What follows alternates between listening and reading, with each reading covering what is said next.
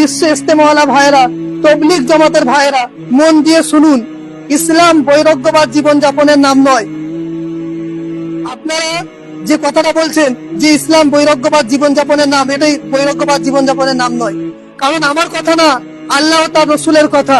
আপনারা যখন বলেন যে বাড়ি ছেড়ে যেতে হবে, ঘর ছেড়ে যেতে হবে, চিল্লা দিতে হবে, আপনারা যখন বারবার এই কথা বলেন, তখন প্রশ্ন আসে। কি প্রশ্ন আসে? যে আপনার স্ত্রীর হক কে আদায় করবে? আপনার ছোট্ট সন্তানকে কে দেখবে? আপনার সংসারের দায়িত্ব কে নেবে? প্রিয় ভাইয়েরা, ঘর বাড়ি ছেড়ে, স্ত্রী সন্তান ছেড়ে যে দিনদারি করার নাম ইসলাম নয়। এটা ইসলাম শিখায়নি, এটা বিশ্ব ইস্তেমাওয়ালারা শিখিয়েছে, এটা তবলিগ জামাতেরা শিখিয়েছে।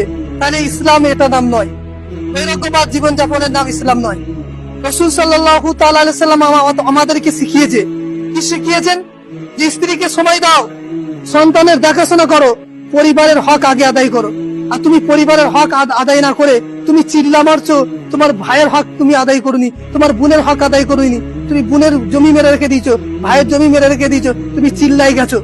বোন চোখের পানি ফেলছে, ভাই চোখের পানি ফেলছে, আর তুমি চিল্লা দিচ্ছ। এই তবলিগ জামাতি হবে তোমাকে জাহান্নামায় নিয়ে যাওয়ার কারণ। এই তবলিগ জামাতি হচ্ছে তোমাকে পথভ্রষ্ট করার কারণ। এই তবলিগ জামাতি হচ্ছে ভাইকে ভাইয়ের সঙ্গে দ্বন্দ্ব লাগানোর কারণ। এই তবলিগ জামাতের আবির্ভাবই হয়েছে ইসলামের জন্য। আপনারা ভালো করে মনে রাখুন।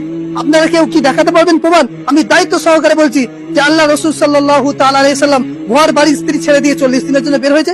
সাহাবারা বের হয়েছে? দেখাতে পারবেন না। তাই আমি আপনাদেরকে বলছি, বারবার বলছি, এই তবলিগ জামাত থেকে, এই বিশ্ব ইস্তেমা থেকে আপনারা সাবধান।